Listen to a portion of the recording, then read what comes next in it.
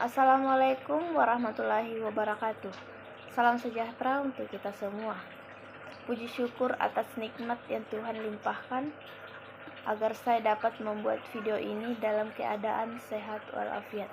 Baik, perkenalkan, nama saya Kartika Safitri dari Prodi Perbankan Syariah semester 2. NIM saya yaitu 223106620002.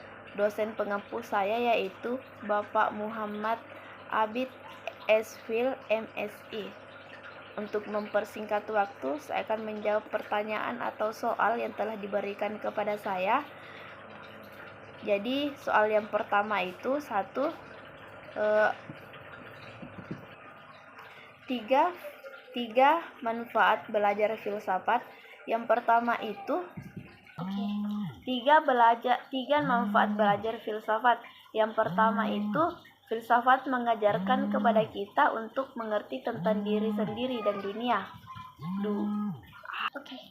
Dua, filsafat dapat mengasah kemampuan kita dalam melakukan penalaran. Tiga, filsafat dapat membantu kita untuk dapat berpikir dengan lebih rasional. Pertanyaan yang kedua yaitu, apakah belajar filsafat membuat orang semakin cerdas? Penjelasan menurut saya yaitu, dengan berfilsafat, maka manusia dibuat untuk cerdas. Cerdas berarti mengetahui. Dengan kecerdasan manusia dibuat untuk bijaksana. Kebijaksanaan adalah bertujuan mempelajari filsafat itu sendiri. Setiap manusia memiliki pikiran. Pikiran ini digunakan untuk berpikir. Soal yang ketiga itu, apa saja yang menjadi cabang filsafat?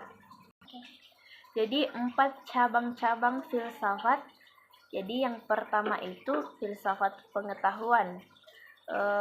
Filsafat pengetahuan ada 3 cabang. Jadi yang pertama itu epistemologi. Cabang filsafat yang dimaksud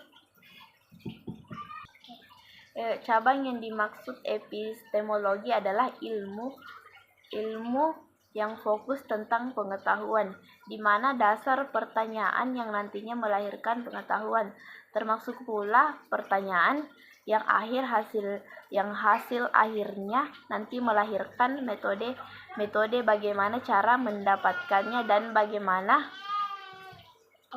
membuktikan kebenaran dari pengetahuan yang sudah ada atau yang diciptakan. Logika menjadi unsur cabang-cabang filsafat. Kehadiran logika sebenarnya membantu dalam mengenali dan menyelidiki pemikiran. Apakah pemikiran tersebut bertentangan dengan prinsip atau tidak? Prinsip dari logika 2 yaitu prinsip inferensia atau kemampuan untuk menyimpulkan, kemudian prinsip valid atau keabsahan. Kritik ilmu. Yang dimaksud kritik ilmu adalah ilmu pengetahuan yang menekankan pada teori, kemudian dari ilmu teoritis yang ditemukan kemudian dikolaborasi menjadi satu sehingga melahirkan ilmu baru yang lebih kritis. Dalam kehidupan sehari-hari, kritik ilmu ini juga sering dilakukan oleh mahasiswa akhir semester, di mana ada proses pengumpulan dan mengkaji teori-teori yang diperoleh dari beberapa sumber sebelum akhirnya ditulis dan dikemukakan dalam sebuah skripsi. 2. Filsafat keseluruhan kenyataan. Di dalam metafisika khusus terbagi 3 cabang lagi. Jadi yang pertama itu bagian A, teologi metafisika. Metafisik ternyata termasuk salah satu cabang Metafisika ternyata termasuk salah satu cabang filsafat. Nama lain dari metafisik dalam ontologi filsafat metafisik yang fokus pada prinsip yang mengulas sesuatu yang menyeluruh. Metafisika juga membicarakan tentang sesuatu yang sudah tidak tampak.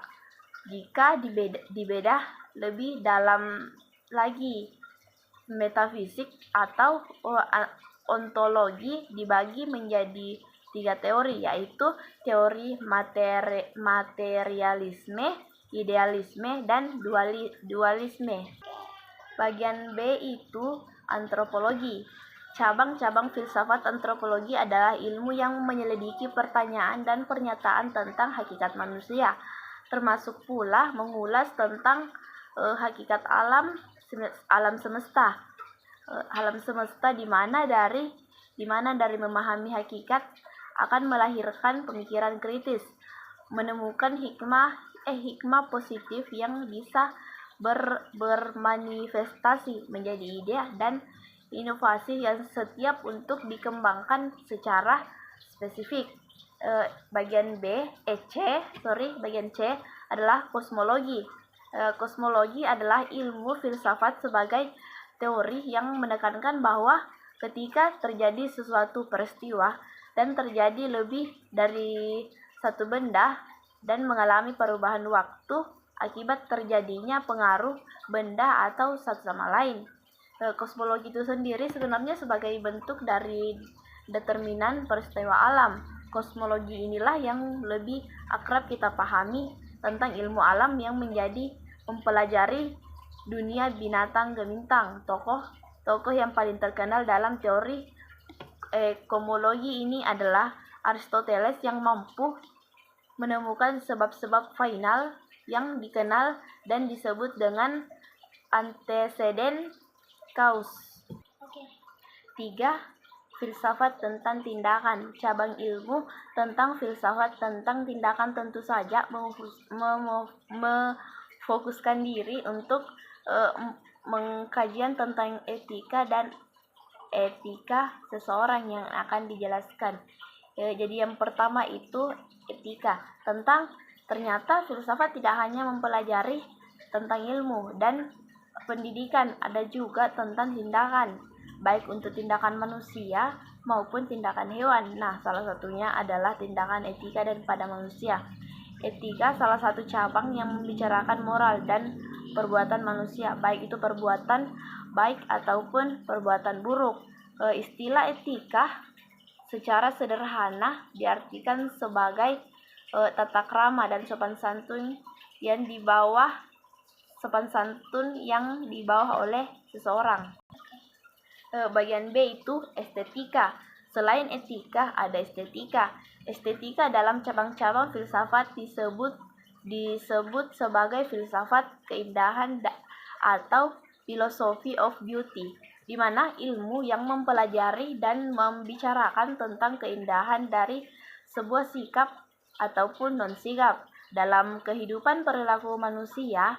Estetika yang dimaksud membicarakan soal kepantasan dan ketidak. Misalnya seorang wanita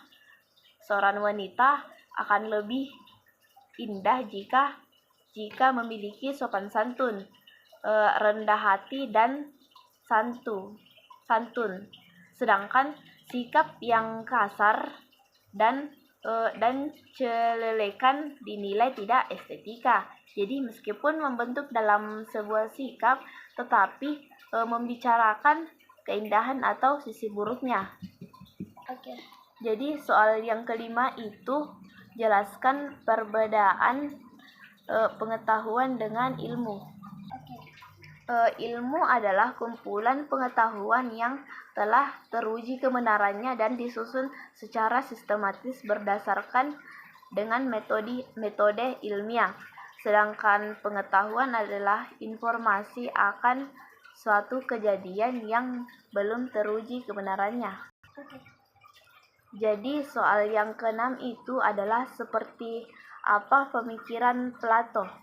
Jadi Plato adalah seorang pemikir politik idealis atau idealis empiris yang pemikirannya tentang ide-ide. Plato bersifat antusias dan imajinatif dalam penyampaian pemikirannya serta dikenal sebagai tokoh pemikir yang idealis. Menurut Plato, Ide bersifat objektif. Ide tidak tergantung pada pemikiran, tetapi pemikiranlah yang bergantung pada ide. Ide berada di luar pemikiran dan berdiri sendiri. Jadi, soal yang ketujuh itu seperti apa pemikiran Sokrates?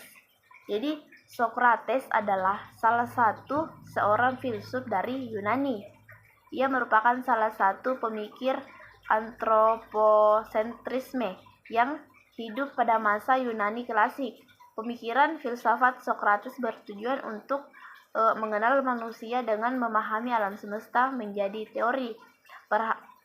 Perhatian utama dalam pemikiran filsafat Sokrates adalah mengenai hakikat dari kehidupan manusia. Ia mengubah perhatian filsafat dari filsafat alam menjadi filsafat manusia. Pendekatan yang digunakannya ialah rasionalisme.